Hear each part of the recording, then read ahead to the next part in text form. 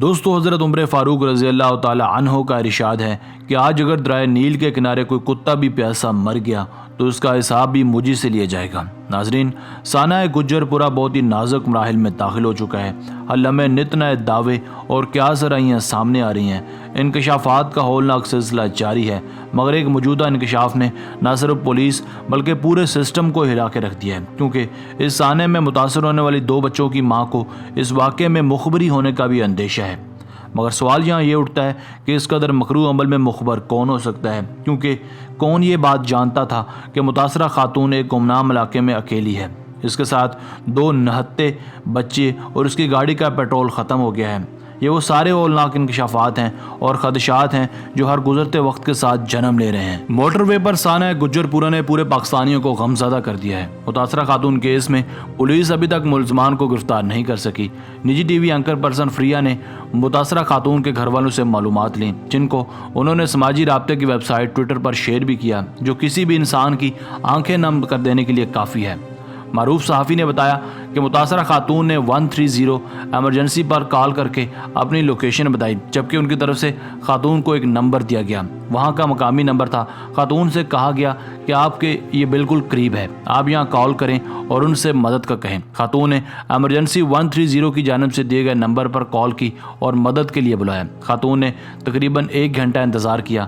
معروف صحافی فریہ کا کہنا ہے کہ گاڑی کے شیشے ایسے کہ باہر سے یہ اندازہ لگانا مشکل تھا کہ اندر کتنے افراد موجود ہیں۔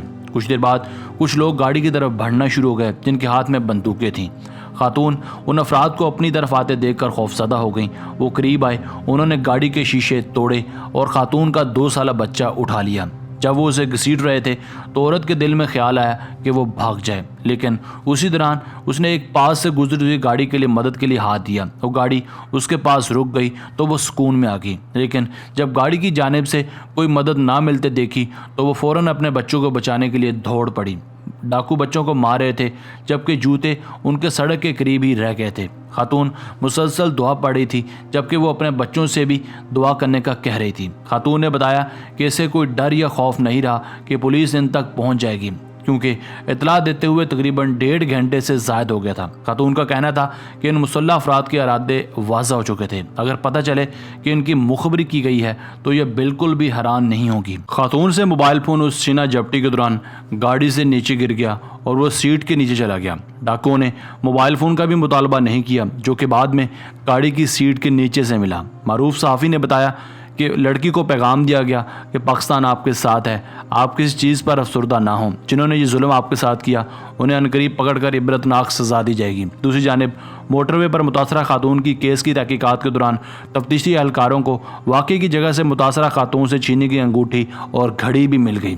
تفتیشی اہلکاروں کی جانب سے دونوں اشیاء کو برآمد کرنے کے بعد فنگر پرنٹ کے تجزیے کے لیے بھجوا دیا گیا۔ قبل ازیں موٹر وے پر متاثرہ خاتون سے متعلق کیس میں ایک اور بڑی پیشرفت سامنے آئی ہے۔ پولیس کی تحقیقات میں نیا رخ سامنے آیا ہے۔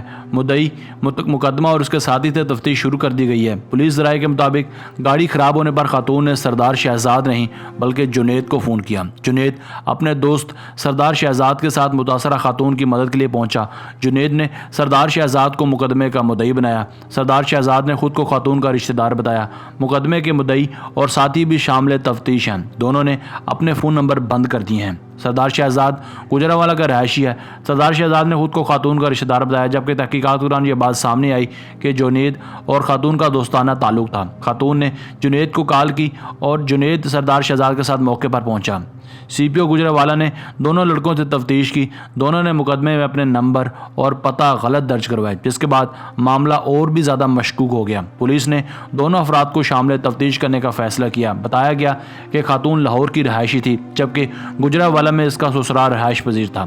پولیس نے اس حوالے سے تحقیقات کی۔ خاتون نے لاہور میں یا گجرانوالہ میں کسی رشتہ دار سے رابطہ کرنے کی بجائے دوست کے ساتھ رابطہ کیوں کیا؟ واضح رہے کہ 2 روز قبل لاہور کے علاقے گجر پورہ میں خاتون کے ساتھ خوفناک واقعہ پیش آیا تھا، جہاں ملزمان نقدی اور زیورات لوٹنے کے بعد خاتون کو اس کے بچوں کے سامنے بے آبرو کرنے کے بعد فرار ہو گئے۔ پولیس کی طرف سے معاملے پر تفتیش جاری ہے۔ سی آئی اے اور انویسٹیگیشن پولیس تاحال ملزمان کا سراغ نہ لگا سکی۔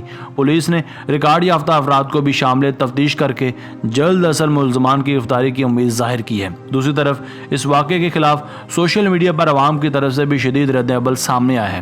اس سلسلے میں قانون سازی اور ملزمان کی سرعام پھانسی کا مطالبہ بھی کیا جا رہا ہے تاکہ مستقبل میں اس قسم کے واقعات سے بچا جا سکے۔